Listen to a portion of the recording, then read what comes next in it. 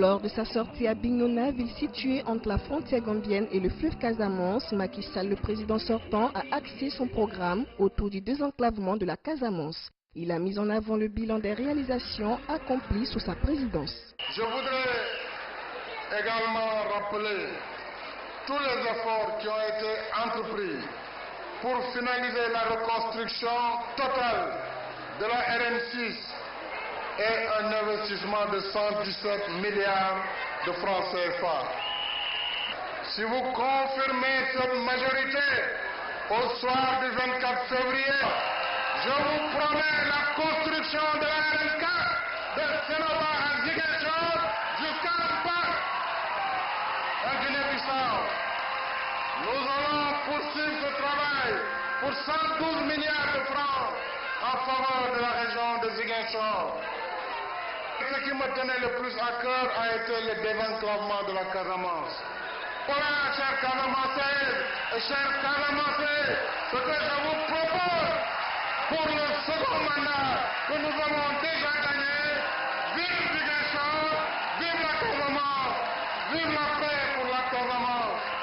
Le candidat de la coalition Madické Niang 2019 a quant à lui visité environ 5 localités en Basse-Casamance. Face à son électorat, Madické Niang s'est engagé à œuvrer pour le développement socio-économique de la Casamance. Je suis un adepte de la paix.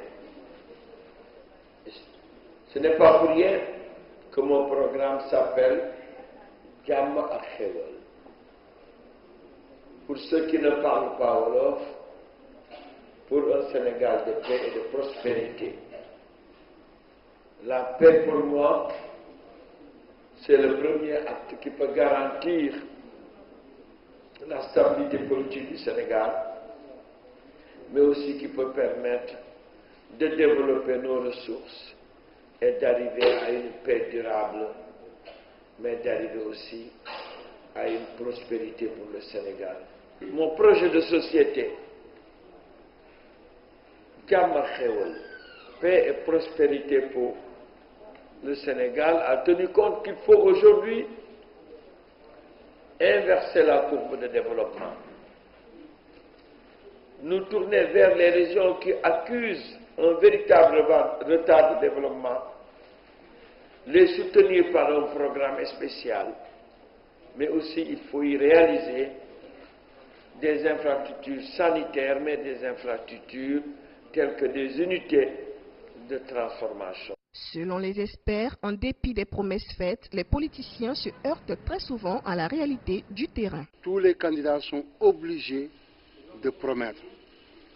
Est-ce qu'ils font des promesses de façon délibérée ou bien est-ce que c'est parce qu'ils ne sont pas confrontés à la réalité? Il y a un problème dans la mise en œuvre de ces promesses qui ont été faites pendant la campagne électorale. Quelquefois, comme je l'ai dit tantôt, au contact de la réalité, on se rend compte que la volonté qu'on avait pour régler tel ou tel problème se heurte aux réalités du terrain.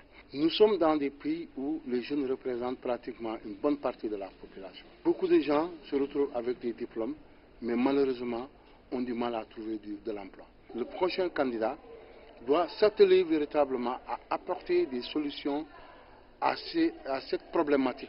Pour les élections du 24 février 2019, 5 candidats sont en lice, notamment Macky Sall, le président sortant, Issa Sall, Madické Niang, Ousmane Sonko et Idrissa Seck.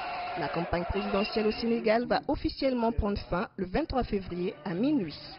Christina Niaouré, CGTN français.